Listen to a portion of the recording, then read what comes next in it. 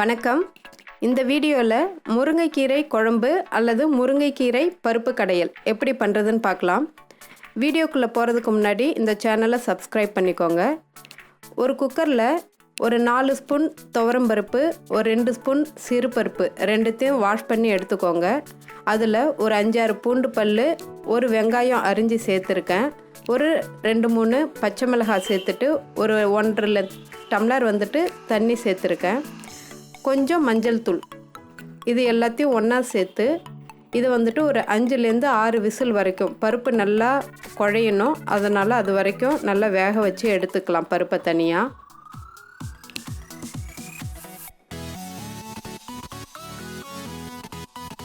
இப்போது பருப்பு நல்லா வெந்துருச்சு. நம்ம மத்து வச்சு இப்போதைக்கு கடைய வேண்டாம். பருப்பையும் கீரையும் ஒன்றா சேர்த்து வேக வச்சுட்டு தான் கடைய போகிறோம். அதனால் நான் ஒரு பருப்பு சட்டி எடுத்திருக்கேன். அதில் வேக வச்சு எடுத்துருக்கிற பருப்பையும் சேர்த்துக்கலாம். அதில் சேர்த்துட்டு இதில் ஒரு 2 டம்ளர் தண்ணி சேர்த்துக்கிறேன். வெறுமனே உங்களுக்கு ரொம்ப கெட்டியாக வேணும் அப்படின்னா ரொம்ப அதிகமாக தண்ணி சேர்க்க வேண்டாம். 1 டம்ளர் மட்டும் சேர்த்துக்கோங்க.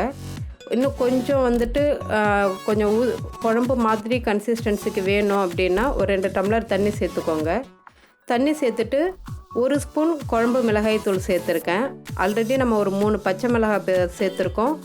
கீரை குழம்புக்கு ரொம்ப காரம்லாம் சேர்க்க வேண்டாம். கீரையோட கலரும் மாறிடும், டேஸ்ட்டும் மாறிடும் நார்மலாக. அதனால் கொஞ்சமாக மிளகாய் தூள் சேர்த்துட்டு அதை தனியாக நல்லா கொதிக்கிட்டோம். இது பார்த்திங்கன்னா இடிச்சிக்கிறதுக்காக எடுத்திருக்கேன். கொஞ்சம் பூண்டு, வெங்காயம், சோம்பு, மிளகு இது எல்லாத்தையும் நல்லா ஒரு உரலில் வச்சு நல்லா கரன்னு இடித்து எடுத்துக்க போகிறோம். மிக்சியில் போட்டு அரைக்க வேண்டாம், ஒரு மாதிரி கூழ் மாதிரி ஆகிடும். அது இடித்ததும் இந்த இப்போ பச்சை வாசனை போயிடுச்சு இல்லைங்களா, குழம்பு நல்லா கொதித்து வந்துச்சு, அதில் சேர்த்துக்கலாம். பச்சை வாசனை போயிடணும், மிளகாத்தூளோட பச்சை வாசனை போனதும் இடித்த சோம்பு, மிளகு, சின்ன வெங்காயம், பூண்டு இதையும் சேர்த்துக்கலாம். சேர்த்து இம்மீடியட்டாகவே என்ன பண்ணுறோன்னா முருங்கைக்கீரையும் அதில் சேர்த்துக்கிறோம். ரொம்ப நேரம் கொதிக்க வைக்க வேண்டாம். நான் நல்லா இளங்கீரையாக எடுத்திருக்கேன். நல்லா கொழுந்தாக இருக்கும், டக்குனும் வெந்துடும், நல்ல டேஸ்ட்டாகவும் இருக்கும் சாப்பிட்றதுக்கு.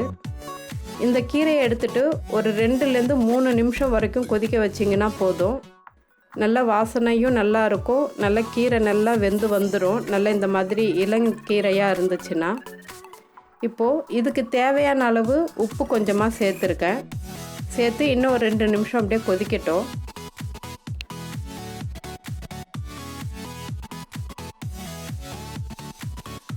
ரொம்ப நேரம் நீங்கள் கொதிக்க வச்சுக்கிட்டே இருக்கீங்க அப்படின்னா கீரையோட கலர் மாறிடும்.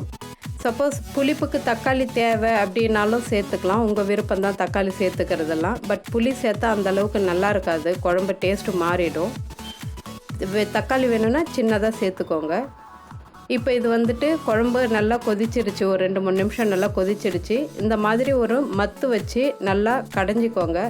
சப்போஸ் என்கிட்ட மத்து இல்லை, சட்டியும் இல்லை கடையிறதுக்கு அப்படின்னு நினச்சிங்கன்னா குழம்பை நல்லா ஆற வச்சுட்டு கீரையை தனியாக வடித்து எடுத்துக்கிட்டு அதுக்கு பிறகு மிக்சியில் போட்டு ஒரு ஓட்டு ஓட்டுனிங்கன்னா போதும். மிக்சியில் போடும்போது இது மத்தால கடைய கொஞ்சம் லேட் ஆகும். அதனால் கொஞ்சம் நல்லா நைஸாக கடைஞ்சிக்கோங்க. நல்லா கரன்னு அழகாக நல்லா கடைஞ்சி வந்துடும்.